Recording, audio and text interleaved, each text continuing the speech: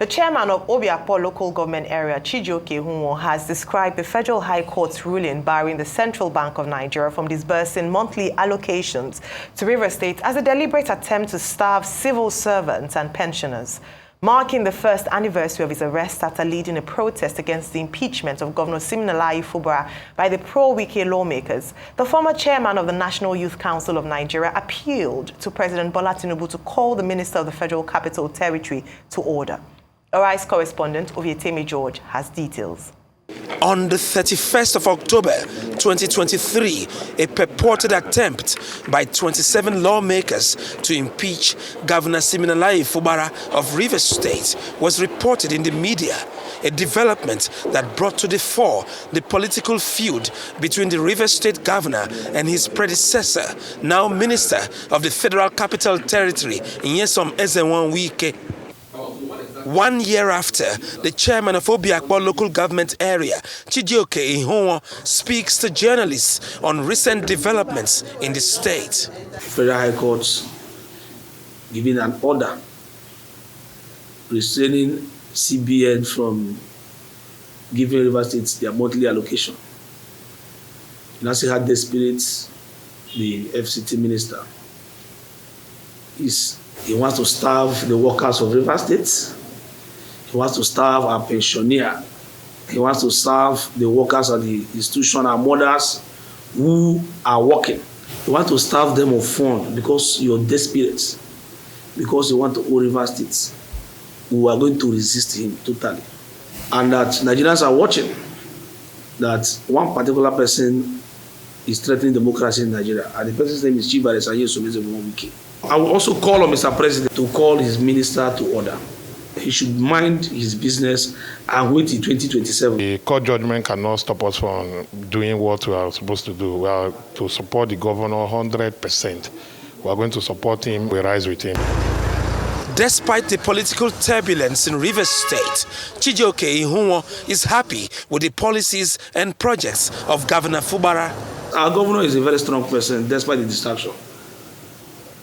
So there is no amount of intimidation, no amount of anything that will distract the governor. So I want to assure people that they should go about their normal business, that the governor of Rivers State, Amaewhule, will be governor for 8 years. I want also to appeal to the governor to set up a pro panel to investigate the activities of Nyesom Wike as the governor there. Wike, as a governor of Rivers State, made away a lot of money that belongs to our people. The boring internal roads, the money was cut away. We don't know the contractor, and you can see a lot of things happening. By next week, we're going to flag off an administrative block for the chairman, marking the 100 days in office. We're also going to provide cars for the councillors, vice chairman, and other key principal officers of our local government. Ovietemi George, Arise News. Meanwhile, the Rivers State chapter of the Nigeria Labour Congress has threatened to withdraw the services of its members if the government withholds federal allocations to the Rivers State government. NLC State Chairman Alex Agwanwo says the ruling puts workers in danger and disrupts governance in the state. As a state council, we will not sit down and watch all of this going forward. So we are appealing to the judges that going forward, giving decisions of this matter regards to in fact, Rivers State in particular, they should put in consideration the masses and the people of Rivers State. Because as workers, we have the right to protect our welfare and to protect our interests. The government pays us, and if it sees allocation, that means that as workers will not get salary, both at the local government and at the state level. And what that means, even our dependents will suffer. Businesses will crash. So for us, we begin to wonder, the political leaders in the states that took this kind of matter to court, and you say you are a political leader, I wonder the people you are leading. Joining us now on the morning show is Chidi Lloyd, a lawyer and former Rivers State lawmaker. Good morning, Mr. Lloyd, and welcome to the morning show. Good morning, Ayo. All right, thank you very much. Now, I'm sure you've heard and seen, listened to the debates that have occurred following the ruling by Justice Abdul Malik in the Federal High Court, talking about a cessation, at least in the interim, of funds to River State pending a regularization of their House of Assembly. What's your take on all this? And especially NLC's stance saying that they might go on an indefinite strike if this isn't overturned. Well, I ordinarily, but for the respect I have for your medium channels, Arise TV, I would not have attempted to answer to this question. What I would have opined is for the immediate arrest of the NLC chairman of Rivers State. You see, the problem, like I keep saying, a lot of people have stopped reading in Nigeria since the 90s. People don't bother about either going to school or updating themselves. Here is a so-called NLC chairman who did not even bother to know what the issues are. I am happy with your intro statement when you said that the Honorable Justice J.O. Abdul Malik gave the order stopping the River State government or its privies from accessing funds from the Consolidated Revenue Account, except ABC happens. Now, the NLC chairman didn't bother to know that before money salaries are paid, it must be appropriated in what we call personnel costs. So nobody has bothered to find out that the governor of Rivers State is running a solo government because, one, he has no commissioners, two, he has no appropriation law, and we are today is the first day of November. People are not bothered. The lowest hanging fruit for them is the Honorable Minister for FCT, who is busy in Abuja with his own budget passed for him by the National Assembly to enable him meet up the policies and programs of the Tinubu administration. You and I know that the Minister of the FCT had for the opportune time approached the National Assembly to pass for him a supplementary appropriation, meaning that he cannot suo motu begin to spend, no matter how popular the policy is. You must approach the legislator to enable you access funds. So what has happened in Rivers State is that it's unfortunate that we have reduced to the situation where people freely cast aspersions on judicial officers. And I want to plead with the National Assembly to kindly consider a legislation that makes it criminal, that criminalizes aspersions on judicial officers. Because they must be protected. If judicial officers are cowed, how would they then dispense justice? What offense did the Honorable Justice J.O. Malik commit?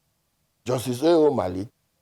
Malik's judgment is at all four in tandem with the judgment of the Supreme Court in the government of Lagos State against the Attorney General of the Federation, wherein it was said that the president had no right to withhold monies due Lagos.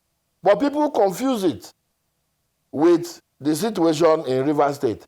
What that judgment of Lagos, the judgment of the Supreme Court in the Lagos State matter meant was to curtail executive rascality, such as the one being freely exhibited by the governor of Rivers State. So people tend to confuse law and facts. No, at all four, the judgment the Supreme Court said you cannot withhold funds meant for the people. But the fact of this is that the governor has trampled on the Constitution. The governor continues to shred the Constitution. The governor, in fact, the most offensive thing is that we have an attorney general who is incidentally a senior advocate, with due respect, a senior advocate of the Federation, who presents himself to a gathering of 3 persons to be screened as commissioner. Well, let's talk about that gathering. Because to the provisions of Section 96 of the Constitution of the Federal Republic of Nigeria as amended. Let's talk about that gathering, especially as we're talking about constitutionalism. So what was supposed to happen, according to your own perspective, when these lawmakers defected from their party? Was governance supposed to stop and wait when the Constitution has provisions for their defection? In your own analysis, what process was supposed to have transpired? Ayo, now let me say this to you. Let's even assume, do not concede, that the members, that Martins Amaewhule and 26 others defected. At that point, the House cannot continue business. The best thing to do was to inform the Independent National Electoral Commission to conduct an election for it, because the operations of the House must be in tandem with Section 96 of the 1999 Constitution as amended, which gives room for quorum. And what is the quorum of a 32-member House? It is 23 and a half, because I was a proud member of that assembly for 12 years. I led that assembly as its majority leader for 6 years. So I can tell you what the issues are. But coming back to the issue of defection, Martins Amaewhule and his colleagues didn't defect. If they announce a mere announcement on the floor of the Rivers State House of Assembly of their preference for the All Progressives Congress, does not amount in law to defection. That he deposed to an affidavit does not amount to defection. Chidi Lloyd now can sit in my house and depose to an affidavit that I am a citizen of Britain. Does that make it correct in law? So, I go to a football match, perhaps Real Madrid in Spain. I support Real Madrid. And in course of doing that, I raise the flag of Real Madrid. Does that make me a Spaniard? Now, what has happened was that defection was inchoate. And this was eruditely elucidated by Justice Kemka Bassam of the Rivers State Judiciary, where he said that the process of defection was inchoate. That is to say, it was not complete. Because the plaintiffs were not able to furnish the court with either the register of the All Progressives Congress that contains the names of the Martins Amaewhule and his colleagues, nor did they bring the membership card of the All Progressives Congress. Okay. I think the Court of Appeal had dealt with all of these issues and have laid it to rest, and directed that the governor was taking the business of governance in Rivers State like a huge joke. And once again, it had taken this joke too far. And that the governor continues to pretend. All right, Mr. Lloyd, nothing is I believe that case you're referring to is going to go to the Supreme Court. So it's not yet decided. It's not yet fully decided in terms of the defection case. But let me move on very quickly because our time is limited. You respond to both. You respond to both. I just wanted to point that out because you mentioned that it's not yet fully decided. But let me ask you. The governor had said that there are political undertones to this decision. So let's be very factual here. And he referred to the peace deal orchestrated or perhaps, at least chaired by the president, and between he and the former governor of Rivers State, Nyesom Wike. And that while he, obeyed his own part of the deal, Mr. Wike has not done that. And part of it is using the machinery of the law, of the judiciary, to fight him in his state. And that this is all part of that planned by him. What do you have to say about that? That Governor Wike or former Governor Wike is not allowing Governor Fubara to rule in peace, to govern, if I use that word, in peace. That is the matter here. All these things we're talking about, at the end of the day, boils down to political undertones. And what happens is that the people suffer. What do you have to say about that? Should Mr. Wike face Abuja and leave Governor Fubara to face River State? I'd like to quickly say this. It's offensive to me when you continue to bandy the name of the Minister of the FCT. I know where you are coming from, and I want to quickly say that the Minister of FCT is not a party in any of these suits. The Minister of the FCT, I want to say that, and very equivocally, that he's not a party to any of these suits. It is Martins Amaewhule that is at all fours with the governor of River State. And let me even say this. Who is an ally of the Minister of the FCT? No. Please. Can you? I hope you didn't bring me on this thing to cow me. You are asking a question, can I respond? Please go ahead. Now, the governor, let's even assume that the governor says it has political undertones. Does that give him the power to trample on the Constitution? If you know you have your enemies, then you must be prepared at all times. You must, because the Bible is clear what you should do when you have enemies. You must watch and pray. Why give your enemies the rooms to continue to have victory over you? What we have here, I have said so for the 10th time, is that most people who ought to lead don't read. You will be shocked that most of these people who occupy these positions are seeing copies of the Constitution for the first time after being elected as governor. The first day, because they used it to depose to the oath of allegiance and oath of office. The next time, maybe the Attorney General brought it before them. It's unfortunate.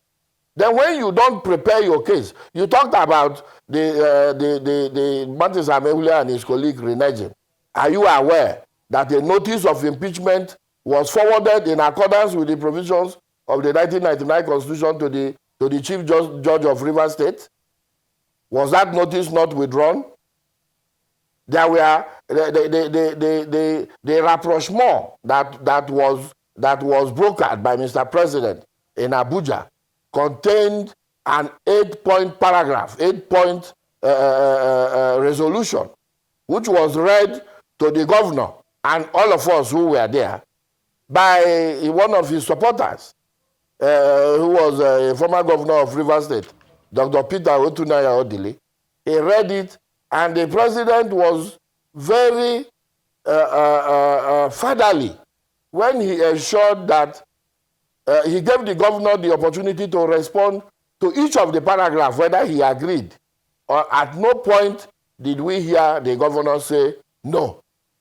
After that, signatures were appended to that document. So how would you come here on a national TV like yours to begin to accuse the Minister of the FCT? Is it possible that we allow this man rest for once? Okay. A man goes to bring home ant-infested faggots, and you expect that lizards will not come calling? That is not possible. So the lawyers will say volunteer non-fit injury. Your point is duly noted. Yes. As we round so when up, you volunteer for the injury, let me ask my question. Sure. As we round up, you made mention of Governor Siminalayi Fubara's enemies, that he should watch and pray. There's so many of them. Who are these enemies? Just elaborate for us. Yeah, I think you should ask him. If you ask him, if you find... Oh, you seem to have some inside information, so I was hoping you could tell us who his enemies are. I was quoting the governor. He said he has political enemies. He said so even on the day he liberated Ukraine. A few days ago, he was celebrating the liberation of River State. I don't know whether we are in Russia or Ukraine or whichever one. They were singing and dancing for Liberation Day. River State now has a new public holiday known as Liberation Day. Every October 30 was when Governor Fubara wrestle the state from Ukraine. All right, very quickly. Lastly, Mr. Lloyd, as a politician that I am, Mr. Lloyd, as a politician that I am, yes, Mr. Lloyd. What we have are political opponents. Okay, we Mr. have Lloyd. Political opponents. But Governor Fubara has political enemies. Mr. Lloyd, talking about and those were the people that made the list. Those were the people that made the list for the judicial